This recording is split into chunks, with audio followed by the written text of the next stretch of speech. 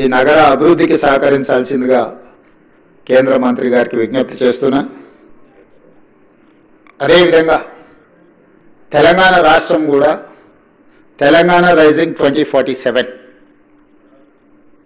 ఒక బృహత్ ప్రణాళికను తీసుకొని ఈ దేశంలో ఉండే అన్ని రాష్ట్రాలకు తెలంగాణ రాష్ట్రం ఆదర్శంగా ఉండాలని, ఈ దేశంలోనే అభివృద్ధిలో మొదటి రాష్ట్రంగా తెలంగాణ రాలించాలి అని మేము ప్రణాళికలు రచించుకొని ముందుకు వెళ్తున్నాం. డిసెంబర్ 9, 2025 రోజు తెలంగాణ రైజింగ్ 2047 విజన్ డాక్యుమెంట్ని మేము డెడికేట్ చేయబోతున్నాము. అందులో తెలంగాణ రాష్ట్ర ప్రభుత్వం యొక్క ఆలోచనలని, అదేవిధంగా 2034కి $1 ట్రిలియన్ ఎకానమీగా, 2047కి $3 ట్రిలియన్ ఎకానమీగా తెలంగాణ రాష్ట్రాన్ని అభివృద్ధి చేయాలని మేము ఒక లక్ష్యాన్ని పెట్టుకొని ముందుకు వెళ్తున్నాం. నరేంద్ర మోడీ గారు 2047కి $30 ట్రిలియన్ ఎకానమీ టార్గెట్ పెట్టుకొని ఏ విధంగా పనిచేస్తున్నారో అందులో 10% మేము కంట్రిబ్యూట్ చేయాలని అనుకుంటున్నాం. ఈరోజు దేశంలో 2.5% జనాభా ఉన్న తెలంగాణ రాష్ట్రం 5% ఎకానమీని కాంట్రిబ్యూట్ చేస్తుంది.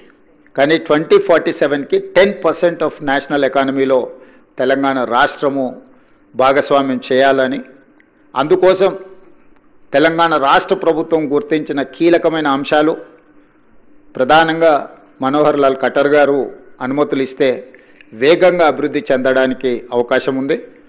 అందులో మెట్రో రైల్ విస్తరణ కావచ్చు, మూసీ రివర్ డెవలప్మెంట్ ప్రాజెక్టు కావచ్చు, రీజనల్ రింగ్ రోడ్ కావచ్చు, రేడియల్ రోడ్స్ కావచ్చు, హైదరాబాద్ నగరానికి తాగునీటి సమస్యను తీర్చడానికి కృష్ణా గోదావరి జలాల తరలింపు కావచ్చు, హైదరాబాదును పట్టి పీడిస్తున్న కాలుష్యాన్ని తొలగించి ట్రాఫిక్ సమస్యను తగ్గించడానికి, హైదరాబాద్ నగరంలో 3000 ఆర్టీసీ బస్సులు ఉన్నాయి, అవి డీజిల్తో నడుస్తున్నాయి, వాటన్నిటిని కూడా నగరం బయటకు తరలించి రాబోయే 1 ఇయర్లో 3000 ఎలక్ట్రిక్ బస్సెస్ హైదరాబాదు నగరంలో ఈరోజు నడవడానికి మేము ప్రణాళికలు సిద్ధం చేసుకుంటున్నాం.